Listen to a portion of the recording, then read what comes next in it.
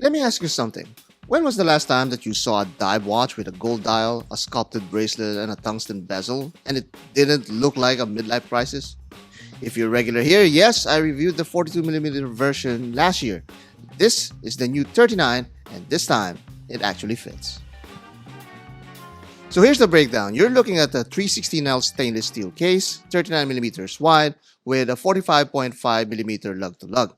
The dial, treated with 24 karat gold, finished with a rippled texture. Inside, the Miyota 9039 automatic, no date, no drama, topped with a sapphire crystal anti-reflective coating included. You've got a BGW9 loom, a 120 click tungsten bezel, 200 meters of water resistance, and the signature Sansovino bracelet with micro adjust. And here it is in my 6.25 inch wrist. The thickness is just right for a diver, neither stabby nor flat. But more importantly, the dimensions land just right in my sweet spot. It wears balanced, confident, and finally proportional. Let's talk bezel. Tungsten insert, 120 click action, and listen to this. It's solid, tight, and unmistakably sharp. This isn't just functional, it's signature Venezianico.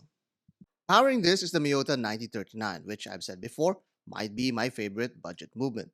No ghost date, no necessary complications. Just a slim, reliable auto that helps keep this case profile sleek.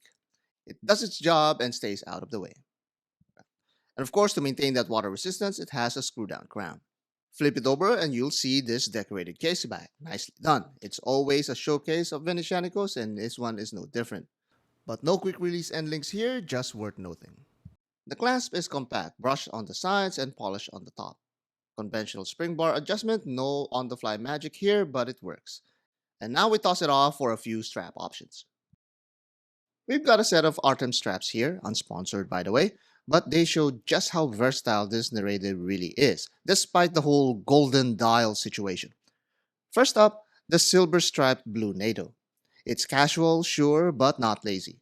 You're not pairing this with flip-flops, but maybe linen and leather sandals.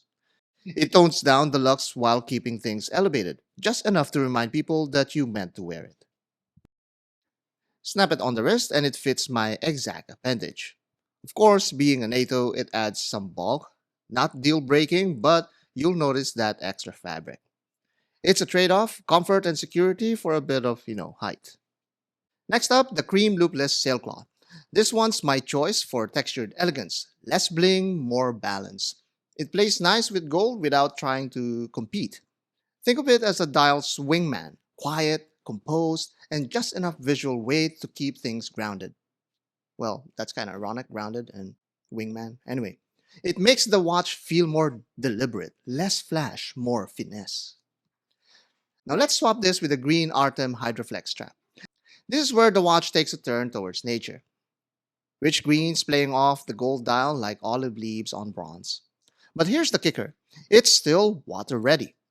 Being a lighter and softer strap, it lessens the heft of the watch even more. And lastly, that leaf spring deploying clasp adds a surprising dose of sophistication. It's technical, it's soft, and it doesn't shout about either.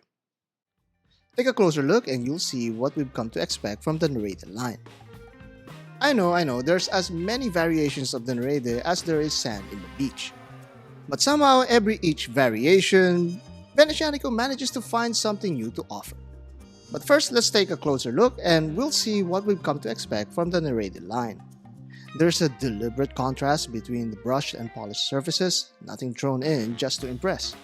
The brushing is tight, directional, clean. It's well executed finishing that makes the case feel refined without looking precious. Now, how about that Sansovino bracelet? It's their sculpted take of the Jubilee, but there's real identity here.